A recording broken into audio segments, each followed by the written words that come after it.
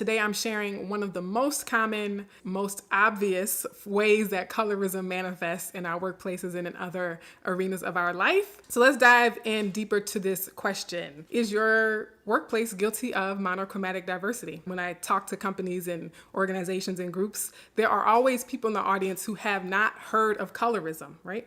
And so if companies or schools or teams, boards and organizations are not actively addressing colorism, if they're not proactively and intentionally addressing colorism, then they run the risk of creating what I call monochromatic diversity. In an art and design context, the word monochromatic refers to a color scheme that is the same color or various shades of the same color, right? So various shades of blue or various shades of pink, right? Or just all pink. And so monochromatic diversity happens when a group is racially and ethnically diverse, and yet all the members of that group tend to have the same or very similar skin tones.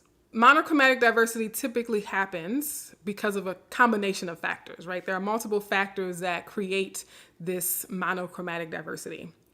One thing I'll say is that a lot of people report seeing more monochromatic diversity the higher up the organizational chart you get, right? And so a lot of times entry-level employers or junior employees, a lot of frontline workers tend to have a wider range of skin tones than managers, supervisors, directors, heads of departments, people in C-suite or executive roles. The higher up the organizational chart you go, the more people see monochromatic diversity, where even if you have, again, an executive or a senior manager or a vice president who is Black or Hispanic or Hispanic or Asian, they are very likely to be on the lighter side of the skin tone spectrum, right? And so 3 reasons that monochromatic diversity tends to happen is, one, very obviously there is biases in hiring and promotion. So when people are up for a job, when they're up for promotions, whether it be internally or across different companies, people have positive biases in favor of those with lighter skin tones and negative biases against those with darker skin tones. And so that's one of the reasons why we might see people of the same skin tone, even if they have different racial and ethnic identities. A second reason that monochromatic diversity happens a lot is because of the impact of colorism in the school to workforce pipeline, right? We very often talk about the school to prison pipeline, but there's also a school to workforce pipeline. And because of colorism happening in that pipeline system, it bolsters the opportunities for lighter skinned people as they advance through their careers and seek out job opportunities, and it disproportionately places obstacles and hurdles before darker skinned people as they're trying to pursue their education and seeking out career and job opportunities. And then a third one, though, that is really important and why monochromatic diversity happens so often is that standard practices for collecting demographic data, right? So job application forms, testing forms, school application forms, medical and hospital forms, right?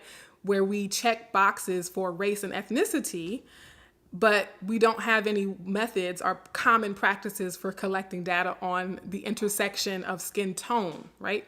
And so a lot of companies, based on those checkbox identities, based on the demographic data that they do collect and that they do measure, looking at, what is your race? Are you Black or African American? Are you of Hispanic or Latino origin, right? So all those checkboxes that we are used to filling out, they obscure the differences in skin tone. And so on paper, if you're just looking at that data, on paper, a company or a school or an organization, an entity might perceive themselves as being very diverse. They might perceive themselves as having achieved certain milestones in terms of their diversity goals or their, metrics and their numbers.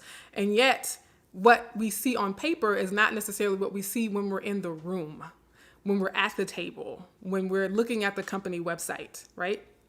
So it's fine if your numbers look great, but what happens when I actually show up to the workforce? What happens when I join the company Zoom meeting, right? Then what do the faces of those people actually look like? And so those are, 3 things we have to consider when we see something like monochromatic diversity happening.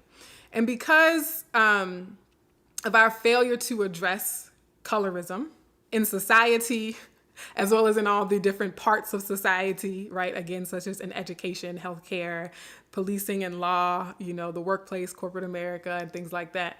We have not seen the strides in equity and justice and diversity and inclusion that we could see, that we should be seeing. Because I've said it before, but it bears repeating. If we don't address colorism, the impact of racial progress is not evenly distributed across the race, right? Across an entire ethnic group of people.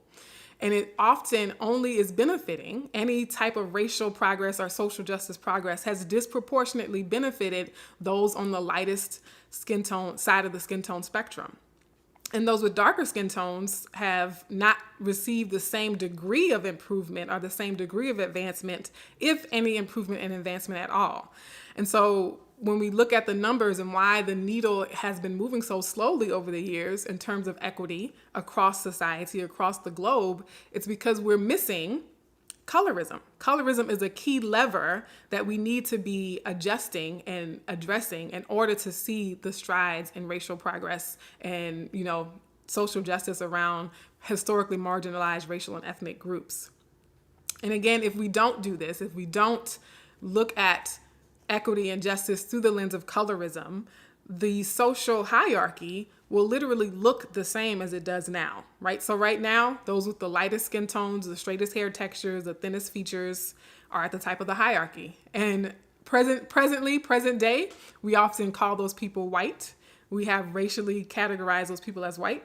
But even if we don't use those racial categories, the same will be true regardless if we don't address colorism. I mentioned in a recent Instagram post that not addressing colorism and only focusing on race or only focusing on ethnicity is simply creating an opportunity for a new cohort of light-skinned people to rise to the top of the social hierarchy.